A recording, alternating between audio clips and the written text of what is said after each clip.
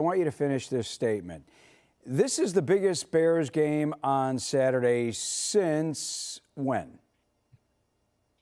I mean, listen, they've been in the playoffs, but this is bigger than the Saints game in 2020.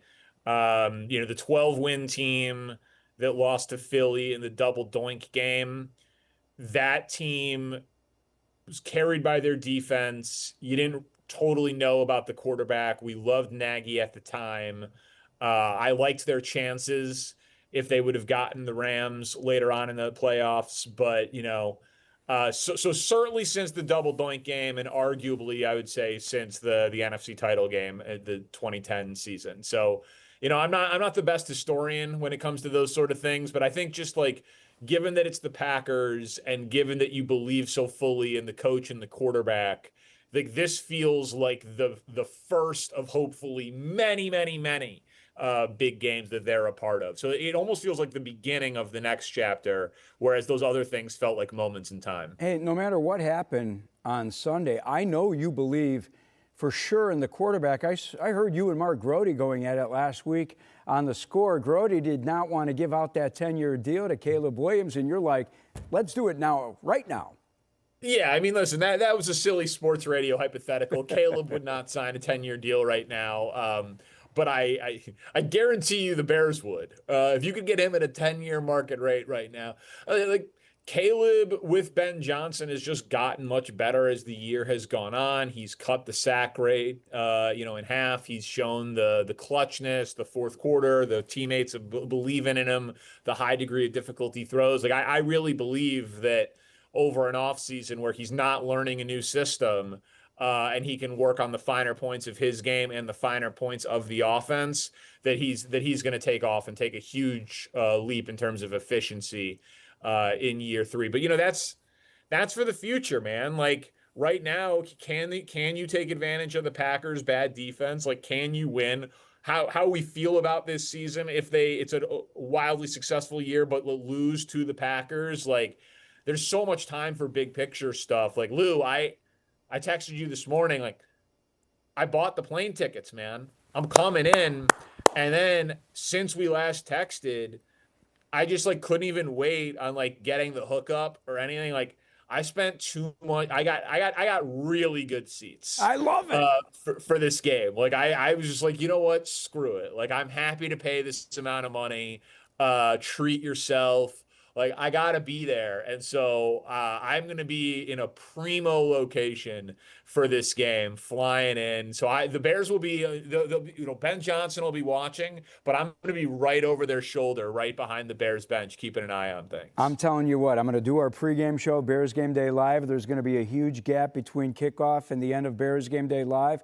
I want to be there. I am going tailgating, and then I'll come back here to the studios. I'll let you know where the best tailgate is so we can get together.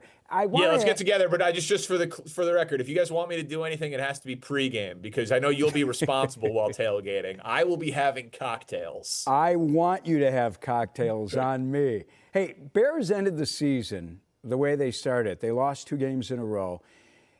Were you more worried back in September or now going into the playoffs dealing with a 2-game losing streak? Well, that's an interesting way to phrase that. I think back in September, because like in September, you're 0-2, and it's like your first 2 data points. And you're like, oh, wow, how much turbulence is there going to be on this flight? Like how long is this going to take? And so now I feel like I know what the Bears are. The Bears defense is bad. They get a lot of turnovers. You can't rely on that. Their offense is good, but also kind of inconsistent. Like they go through dry spells. So if they're going to win multiple playoff games, it feels like it's going to have to be in high scoring games because their offense plays well. Like I know what to expect now from both sides of the ball. Like for example, if the Bears lay an egg in this game against Green Bay and like score 10 or 17 points, that is wildly disappointing. Like I expect the Bears offense to be in the high 20s, maybe even low 30s if necessary, even with wind in the forecast for this game. Because like Green Bay's defense without Micah Parsons is not good. Like the Bears need to rely on Ben Johnson, Caleb Williams, their offensive line, their running game, Luther Burden, Colston Loveland. Like this team is a team that is carried by their offense, which we're not used to in Chicago. So this is like foreign territory, but like Jordan Love's going to score points. So I just feel like we now know what the Bears are, and maybe more importantly, what they are not after this 2-game losing streak, as opposed to the first 2 weeks of the season. All right, play the role of head coach. Ben Johnson played to win on Sunday. Eagles head coach Nick Sirianni, he sat his marquee players instead of giving his team the best chance to win the 2 seed. Who played it best? Well, listen, I think the 2 seed matters.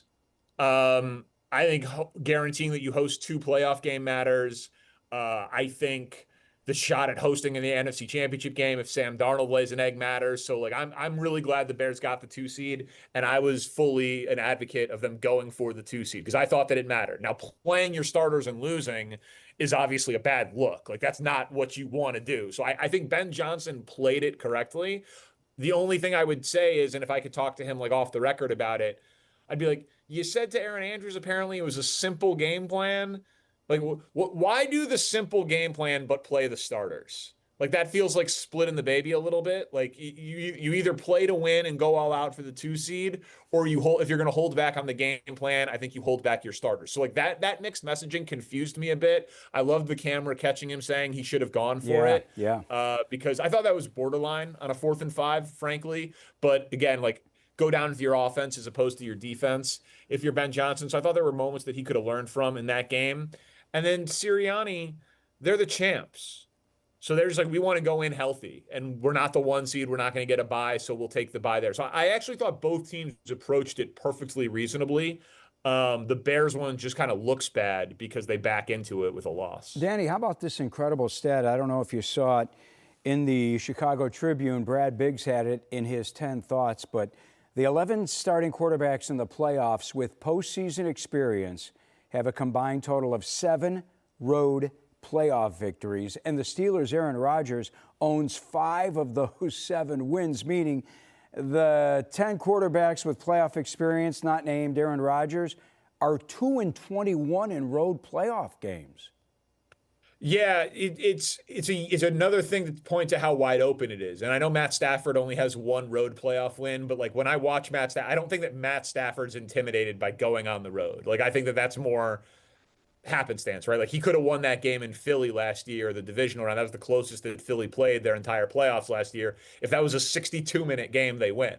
Except it was a 60-minute game, so they lost. So, like, I don't look at Matt Stafford as a quarterback who can't go on the road in the playoffs and win. He just only has one of them. But, yeah, listen, but Bo Nix, no playoff wins, period. Drake May, no playoff wins, period. Justin Herbert, no playoff wins, period. Caleb Williams, no playoff wins, period. Like, so, like, home or road are indifferent. Like, the champs are down this year, feel beatable in the Eagles. They've had multiple halves this year with 0 completions.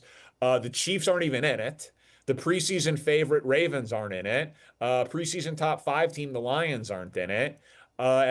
Every team has flaws. The Broncos have 11 one-score wins this year. The Seahawks are quarterbacked by Sam Darnold. He has 1 big win in his career, and it was last week against San Francisco, and they were mostly carried by their defense. So I truly do believe that it's a wide open field this year, and you could poke holes in every team. Matt LaFleur's Packers, the season that they won their final game of the regular season, they won at least 1 playoff game. In the years that they lost their season finale, they lost their first playoff game. Packers rested their starters in yesterday's loss to Minnesota. What do you think? Do the numbers reflect under LaFleur how they're going to play in the playoffs when you consider what happened in that final game of the regular season for them? No, that sounds more like correlation than causation to me. Like if I was like a trend's better, I would ignore that trend. I thought that the Packers resting their starters was the obvious move. Like they're really banged up. You know, like they've been hurt all year.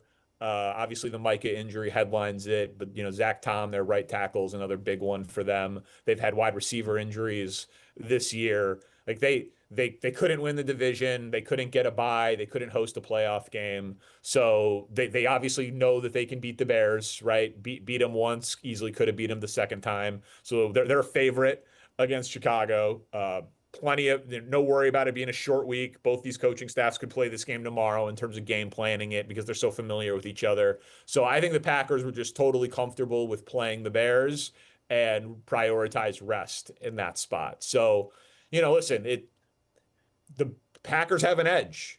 That they're coming off rest and the Bears are not. I'm glad the Bears got the 2 seed, but San Francisco played a really tough physical game against Seattle. Like San Francisco's a little banged up right now. So for round 1, it might have been an easier path just given the rest situation to play San Francisco. But this is the draw. This is what you've got. You're at home. Go win a couple of playoff games. It's right there in front of the Bears. Yeah, it's on. Final question. Last week you had the Bears at around 20% on that Parkins Super Bowl-O-Meter.